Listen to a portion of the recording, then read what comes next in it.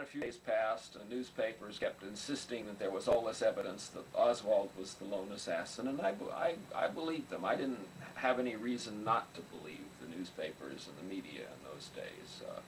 My philosophy didn't dispose me to question the free market in this country, or the competing forces, or what I thought were competing forces in the news arena. And so when it was almost unanimous that Oswald, acting alone, had killed the President of the United States, I figured he probably had. And that was the mood I was in, and the way I was disposed, the worldview I maintained when I testified for the Warren Commission.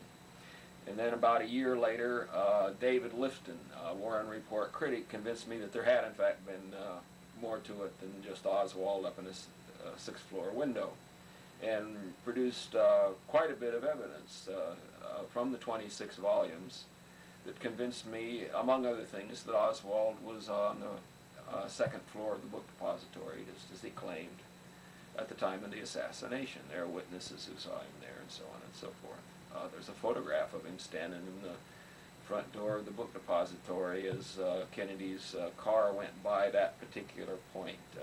It's been passed off as a photograph of Billy Lovelady. It's Oswald. He's got Oswald's shirt on. It's unbuttoned halfway down, the same way Oswald's shirt was unbuttoned that day. Billy Lovelady wore a red and white striped shirt that was buttoned to the neck.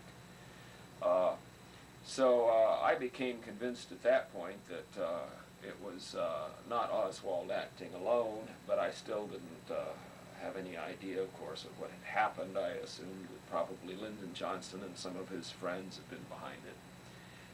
And then in 1968, Jim Garrison issued a press release saying that I was an employee of the CIA, and that he had subpoenaed me to appear before the grand jury. And a couple of days later, the subpoena arrived.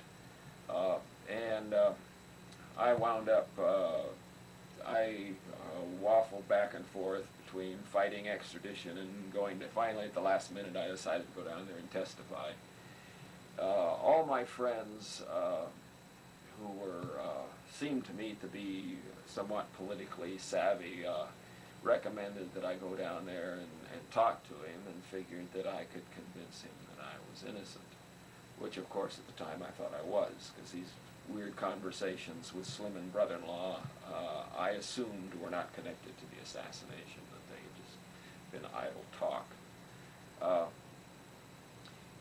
Garrison charged me with perjury for denying that I had met with Oswald in the Bourbon House in New Orleans in 1963, in September of that year, just previous to the assassination. I had not seen Oswald since I'd been out of the Marines. I had not been aware that he was in New Orleans until after the assassination.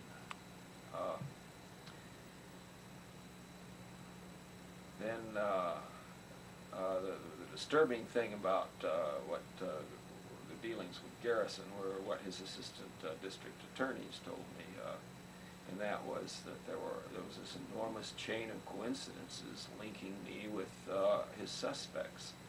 And there were a lot of coincidences. I mean, not only had I met Guy Bannister, David Ferry, Clay Shaw, there were coincidences as well that were obviously probably meaningless, like I had worked as a waiter in a building where Oswald had lived when he was a child. You know, there had been a pool hall downstairs. Now it was a restaurant, Castillo's Mexican restaurant.